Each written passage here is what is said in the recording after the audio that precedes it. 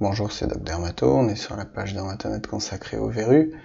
Alors qu'est-ce que c'est qu'une verrue? En fait, une verrue, c'est tout simplement une petite lésion bénigne qui est due à un virus. Et ce virus, c'est un papillomavirus. Alors vous avez peut-être entendu déjà parler des papillomavirus pour le cancer du col. Il y a un vaccin contre le cancer du col, contre certains papillomavirus. Et ce qu'il faut savoir, en fait, c'est qu'il y a plus de 150 types de papillomavirus. Et il n'y en a que quelques-uns qui donnent les verrues des mains, des pieds, etc. qu'on connaît.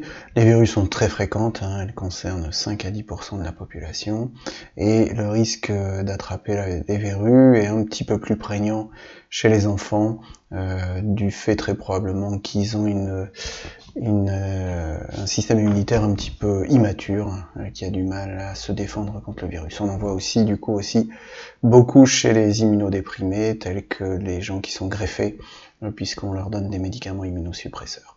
Il y a aussi des professions qui sont plus touchées, comme les bouchers, les poissonniers, les mécaniciens, puisqu'ils se font pas mal de lésions sur les mains, et les bouchers notamment peuvent se contaminer avec des papillomavirus animaux.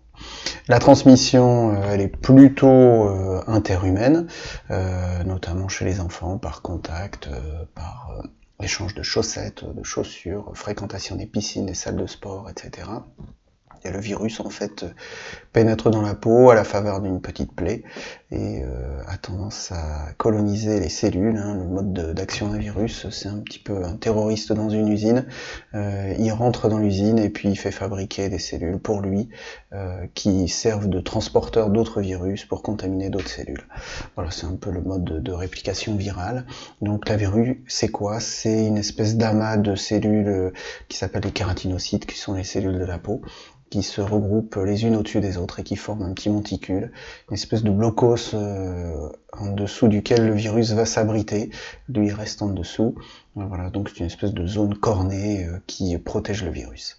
Les verrues, en général, elles régressent, donc ça c'est la bonne nouvelle. La majorité des verrues régressent spontanément en 2 à 4 ans, notamment chez l'adulte, donc il est licite généralement de ne pas traiter une verrue chez un adulte.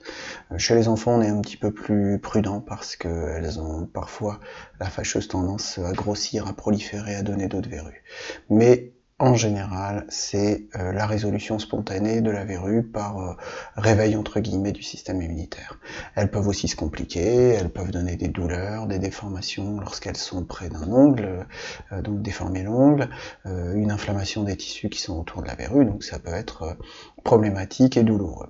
Les verrues peuvent se décliner en plusieurs types. On décrit les verrues planes, qui sont assez fréquentes sur les jambes et le visage. Elles ont un aspect de petite élevure rose pâle, voire brunâtre, avec une surface lisse.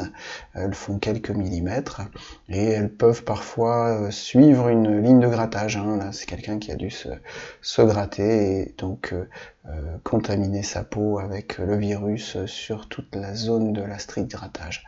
On connaît bien les verrues plantaires. Elles siègent surtout sur la plante, donc les zones d'appui des pieds, puisqu'on se contamine généralement en marchant sur des squames contaminés, et elles donnent cet aspect de grosses lésions qui s'appellent des myrméties.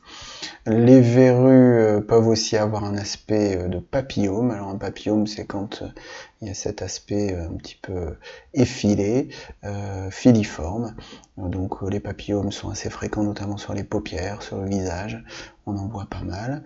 Et une petite incartade sur les verrues génitales. Alors c'est pas vraiment la même chose que les verrues standards.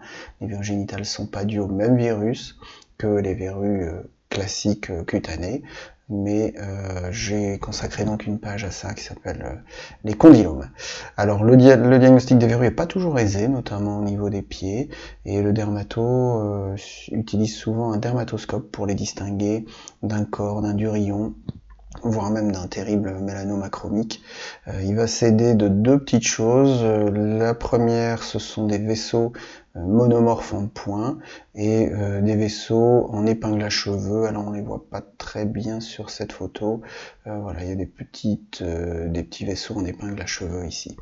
Voilà, donc ça c'est vraiment quelque chose d'important pour faire le diagnostic, et surtout le dermato s'attache à essayer de ne pas traiter une lésion dont il n'est pas sûr que ce soit une verrue.